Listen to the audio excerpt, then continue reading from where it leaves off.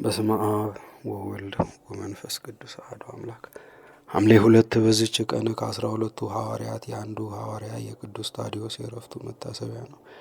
ይህንንም ሐዋርያ ከ12ቱ ጋር ጌታችን አስቀድሞ መረጠው። አጽናኝ መንፈስ ቅዱስ በላያቸው በወረደ ጊዜ ወደ አገሮች ወጥቶ የወንጌልን ትምህርት አስተማረ። ከአይሁድና ከአረማውያን ብዙዎቹን ወደ ፈጣሪያቸው እግዚአብሔር መልሶ የክርስትና ጥምቀትን አጠመቃቸው። አንድ ቀንም ወደ ሶርያ ከተማ ሲጓዝ ክብር ይግባውና ጌታችን ኢየሱስ ክርስቶስ መልኩ በሚያምር ጎልማሳ አምሳል እርሱ ተገልጦ ወዳጄ ታዲዮስ ቸራለህን፣ አትፍራ፣ እኔ ከአንተ ጋር እኖራለሁና አለው።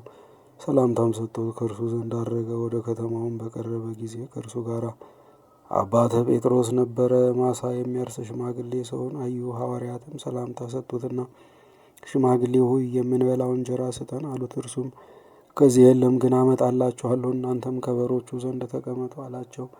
እነርሱም እንዳልክ ይሁን አሉት። ያ ሽማግሌም ከሄደ በኋላ ሐዋርያ ከበሮች ጋር ያለ ሥራ በከንቱ መቀመጥ ለእኔ ኀፍረት ነው፣ ያ ሽማግሌ ለእኛ በጎ ሊሠራ ሄዷልና አለ።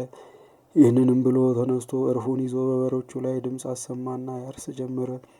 በዚያም ከእርሱ ጋር የስንዴ ዘር ነበረና ያን ጊዜ ዘሩንና ማሳውን ባርኮ የሐዋርያት አለቃ ጴጥሮስ ክብር ይግባውና በጌታችን በኢየሱስ ክርስቶስ ስም በእርሻው ላይ ዘራ። 30 ትልሞችንም አረሰ። የተዘራው ዘርም ወዲያውኑ በቀለና አደገ፣ እሸትም ሆነ። ያ ሽማግሌም በተመለሰ ጊዜ ሐዋርያት ያደረጉትን ተመልክቶ ደነገጠ፣ ከእግራቸውም በታች ወድቆ ሰገደ። እናንተ ከሰማይ የወረዳችሁ አማልክት ናችሁን አላቸው። እነርሱም እኛ የቸሩ አምላክ ባሮቹ ነን እንጂ አማልክት አይደለንም አሉት። ደግሞ እንዲህ አላቸው፣ ስላደረጋችሁልኝ በጎ ሥራ በምትሄዱበት ቦታ ሁሉ ልከተላችሁን? ይህን ልታደርግ አይገባም። ነገር ግን በሮቹን ለጌታቸው ወስደ መልስ፣ ቤትህንም አዘጋጅልን፣ የምንበላውንም ታዘጋጅልን ዘንድ ለሚስትህ ንገራት። እኛም ወደዚች ከተማ ልንገባና እግዚአብሔር እስከ ጠራን ድረስ በውስጧ ለመኖር እንሻለን አሉት። ከዚህም በኋላ ያ ሰው ከዚያ እርሻ እሸት ቆርጦ ተሸከመ፣ በሮቹንም እየነዳ ሄደ። የከተማው ሰዎችም የተሸከመውን እሸት አይተው አሁን የእርሻ ወቅት አይደለም፣ ይህን ከወዴት አገኘህ አሉት። ቃልንም አልመለሰላቸውም። በሮቹንም ለጌታቸው መለሰ። ወደ ቤቱም ሄዶ ለሐዋርያት ቦታን አዘጋጀ። ራትንም እንድታዘጋጅላቸው ለሚስቱ ነገራት። ወሬውም ወደ ከተማው መኳንንት ደረሰ። በክፉ አሟሟት እንዳትሞት ይህን እሸት ከወዴት እንዳገኘህ ንገረን ብለው ወደ እርሱ ላኩ። ይህንም በሰማ ጊዜ ከኔ ጋር ሕይወት ሳለ ሞትን አልፈራም አለ። ይህንንም ብሎ ከመጀመሪያው እስከ መጨረሻው ነገራቸው። ሄደህ ወደ እኛ አምጣቸው አሉት። እርሶም ጥቂት ቆዩ፣ እነርሱ ወደ እኔ ቤት ይመጣሉ፣ በመጡም ጊዜ በዓይኖቻችሁ ታያቸዋላችሁ አላቸው። ሰይጣንም የከተማ መኳንንቱን ልቡና ለውጦ አከፋ። እኒህ አይሁድ ከሰቀሉት ከናዝሬቱ ኢየሱስ 12 ወገኖች ውስጥ ከሆኑ ወዮልን፣ እንድንገድላቸውም ተዘጋጁ አሉ። እኩሌቶቹም ልንገድላቸው አንችልም፣ አምላካቸው ኢየሱስ የሚሹትን ሁሉ እንደሚያደርግላቸው ሰምተናልና። ነገር ግን አመንዝራ ሴት ወስደን በከተማው መግቢያ በር ራቁቷን እናስቀምጣት፣ ባዩአትም ጊዜ ወደ ኋላቸው ይመለሳሉ፣ ወደ ከተማችንም አይገቡም አሉ። እንዲሁም አደረጉ። ሴትዮዋንም አራቁተው በከተማው መግቢያ በር ላይ አስቀመጧት። ሐዋርያው ታዲዮስም ባያት ጊዜ ጌታዬ ኢየሱስ ክርስቶስ ሆይ ወደ ከተማው ገብተን በከበረ ስም እስክንሰብክ ድረስ በራሷ ጠጉር አየር ላይ ይሰቅላት ዘንድ የመላእክት አለቃ ሚካኤልን ላክልን አለ። በዚያን ጊዜም ተሰቀለች። የከተማዋ ሰዎችም አዩአት። ያቺ ሴትም ከከተማው መኳንንቶች አቤቱ ፍረድልኝ እያለች ጮኸች። ነገር ግን የሐዋርያትን ቃል ወደ መቀበል አልተመለሱም፣ ሰይጣን የሰዎችን ልብ አጽንቷልና። ከዚህም በኋላ ወዲያውኑ ተነስተው ወደ እግዚአብሔር ጸለዩ። ያን ጊዜም የመላእክት አለቃ ሚካኤል ወረደና የከተማው ሰዎችን ልቡና የማረኩ መናፍስት ርኩሳንን አስወጥቶ ሰደዳቸው። ሰዎቹም የሐዋርያትን ትምህርት ተቀበሉ፣ ክብር ይግባውና በጌታችን በኢየሱስ ክርስቶስ አመኑ። ያን ጊዜም ሐዋርያው ታዲዮስ ያችን በአየር ላይ የተሰቀለችውን ሴት አወረዳት።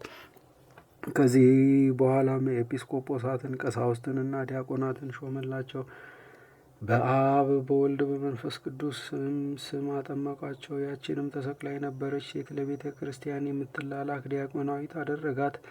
በሐዋርያትም እጆች ብዙ ድንቅና ተአምር ተደረገ። እውሮች አዩ፣ አንካሶችም በትክክል ሄዱ፣ ዲዳዎች ተናገሩ፣ ደንቆሮች ሰሙ፣ ለምጻሞች ነጹ፣ አጋንንትም ከሰው እየወጡ ተሰደዱ። የከተማው ሰዎችም ሁሉ በጌታችን እስኪያምኑ ሙታነ ተነሱ። ሰይጣንም የከተማው ሰዎች ሁሉም በጌታችን እንዳመኑ ባየ ጊዜ ተቆጣ። በአንድ ገንዘብ በሚወድ ጎልማሳ ባለጸጋ ልብ አድሮም በሐዋርያው ታዲዮስ ላይ አነሳሳው። ወደ እርሱም መጥቶ ሰገደለትና እንዲህ አለው፣ የእግዚአብሔር አገልጋይ ሆይ እኔ ብዙ ገንዘብ አለኝ፣ እድን ዘንድ ምን ላድርግ አለው። ሐዋርያውም ጎልማሳውን ፈጣሪ እግዚአብሔርን በፍጹም ልብህ በፍጹም ኃይል ውደደው፣ አትግደል፣ አትስረቅ፣ አታመንዝር፣ በአንተ ላይ ሊያደርጉብህ የማትሻውን በሌላው ላይ አታድርግ፣ ደግሞም ገንዘብህን ሽጠህ ለድሆችና ለምስኪኖች ስጥ፣ በሰማያትም ለዘላለም የሚኖር ድል ታገኛለህ አለው። ይህንንም በሰማ ጊዜ ቁጣን ተመልቶ ሐዋርያው ታዲዮስን ይገድለው ዘንድ አነቀው። የእግዚአብሔርም ኃይል ከዚህ ሐዋርያ ጋር ባይኖር ኖሮ ከመታነቁ ጽናት የተነሳ ዓይኖቹ ተመዘው በወጡ ነበር። አባት ጴጥሮስም የክርስቶስን ሐዋርያ እንዴት ደፍረህ ታንቃለህ አለው። ያን ጊዜም ተወው። ሐዋርያው ታዲዮስም ጌታችን እንዳንተ ላለው ሀብታም ባለጸጋ ወደ መንግሥተ ሰማያት ከሚገባ ገመል በመርፌ ቀዳዳ ቢያልፍ ይቀላል ብሎ በእውነት ተናገረ አለው። ጎልማሳው ባለጸጋም ይህን ነገር ትክክል አይደለም፣ እንዴት ሊሆን ይችላል አለ። በዚያን ጊዜም በዚያ ጎዳና ሊያልፍ ባለ ገመል መጣ። ሐዋርያው ታዲዮስም ጠርቶ አስቆመውና መርፌ ከሚሸጥ ዘንድ መርፌን ፈለገ። መርፌ የሚሸጠው ግን ሐዋርያውን ሊረዳው ፈልጎ ቀዳዳው ሰፊ የሆነ መርፌ አመጣለት። ሐዋርያውም እግዚአብሔር ዋጋህን ይክፈል፣ ነገር ግን በዚች ሀገር የእግዚአብሔር ክብር ይገለጥ ዘንድ ቀዳዳው ጠባብ የሆነ መርፌያን አምጣለን አለው። ከዚህ በኋላ ባለ መርፌው ቀዳዳው ጠባብ የሆነውን መርፌ ባቀረበለት ጊዜ ኃይልህን ግለጥ ብሎ ወደ ጌታችን ጸለየ። እጁንም ዘርግቶ ባለ ገመሉን ክብር ይግባውና በጌታችን ኢየሱስ ክርስቶስ ስም አንተ ከገመልህ ጋር በመርፌ ቀዳዳ ውስጥ ግባና እለፍ አለው። ገብቶም አለፈ። ሕዝቡ የፈጣሪያችን የክርስቶስን ኃይል ይረዱ ዘንድ ዳግመኛ ገብተህ እለፍ አለው። ባለ ገመሉም በመርፌው ቀዳዳ 3 ጊዜ ከገመሉ ጋር አልፎ ሄደ። ሕዝቡም አይተው ከቅዱሳን ሐዋርያት አምላክ ከሕያው እግዚአብሔር ልጅ ከኢየሱስ ክርስቶስ በቀር ሌላ አምላክ የለም እያሉ ድምፃቸውን ከፍ አድርገው ተናገሩ። ያም ጎልማሳ ባለጸጋ መጥቶ ከሐዋርያው እግር በታች ወድቆ ሰገደና ኃጢአቴን ሁሉ ይቅር በለኝ፣ ገንዘቤንም ሁሉ ወስደ ለድሆችና ለምስኪኖች አከፋፍል አለው። እንደ ለመንሁም አደረገለት። የሃይማኖትንም ሕግ አስተምሮ የክርስትናን ጥምቀትም አጠመቀው። ስጋውና ደሙንም አቀበለው። ሁሉንም በቀናች ሃይማኖት አጸናቸው። ከዚህ በኋላ ከዚያ ወጣ። በሰላምም ሸኙት። በብዙ አገሮች ውስጥ ገብቶ ሰበከ። ከአይሁድና ከአረማውያንም መከራ ደረሰበት። ከዚህም በኋላ በሰላም አረፈ። ለእግዚአብሔር ምስጋና ይሁን፣ እኛንም በዚህ ሐዋርያ ጸሎት ይማረን፣ በረከቱም ከእኛ ጋር ትኑር ለዘላለሙም አሜን።